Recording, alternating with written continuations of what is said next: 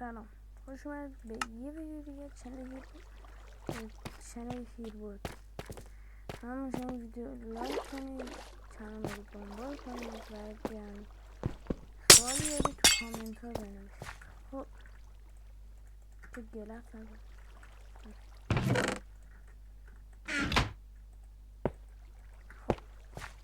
میخوام آموزش پولدار شدن توی دونات SMP رو بریم که اصلا با این فرم کار نمید. فرم اصلا پول نمیده.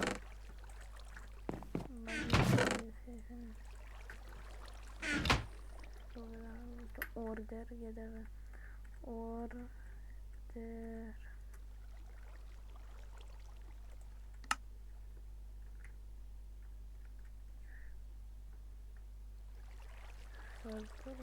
حالا خب روش اول یه روشی که میاد به بودجه 1 میلیونی داره. بودجه زیادی میخواد البته که اینو میذارم. البته روش دوم اول باید روش اول رو انجام بدید که نیاز بود روش دوم انجام بدید پول یکی. خب اول میریم روش اول، یعنی الان نشون.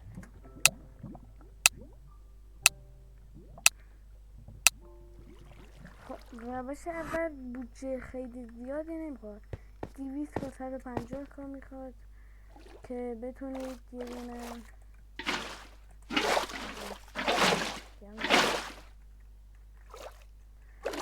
یه کلنگ با این چند تا بگیرید.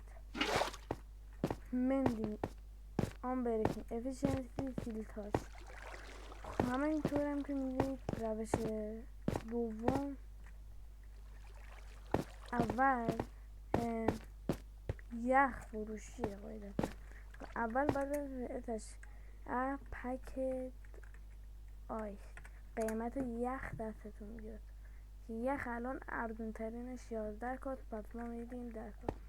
اگه برید اینقدر آرکیدی بدید یه بایان یخ پیدا کنید که اینطوری با هم پر یخ باشه راحت کارتون روغن چقدر سری میکنه. استکی 10 تا میتونید سری بفروشید.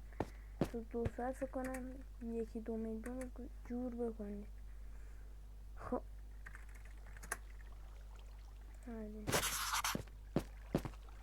اگه دارید تو این همه پلیتان داری چرا نمید فقط 3,700,000 کا داری؟ خودم که من کل مدت شیفری بودم و همش داشتم شارک میگرفتم که اسپانر بخرم. آخرم اسپانر نخریدم که 200 کردم. ولی خب اگه اینجور انقدر یخ بکنید که حداقل به بودجه روش دوم برسه، روش دوم خیلی خوبه. ازش خب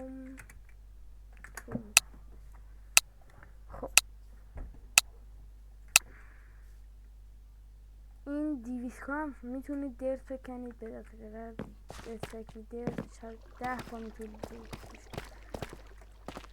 خب روش دوم یه اینچنت تیبل میخواد یا نه بوکشلف. فکر کنم کلن که یه ذره دیگه بکنم 300 کا 400 کا بشه. یخ خود داشتم میگه برو فروش. خب اینا فقط تازه این 300-400 کا برای اینچنت بوک و اینچنت تیبل و بوکشلف و اینا. بعدش تازه باید برید یه عالم دایمن بخرید و ابزار و شالکر البته حسابش خیلی ارزونه. بعد با این آیتم های PVP انکریپت PVP پارش کنید که من اینطوری چیدم. چاپ نسته پروتکشن یه دونه دیگه هم فروخته بودم میتونید هر شالکر 1 میل ببرید. حالا من چون فروش سری بره 700-800 کا میبرم. البته اینو برای خودم نگه داشتم ولی خب احسل 700 کا رنگش هم میخوام بکنید که رنگ خیلی ارزونه.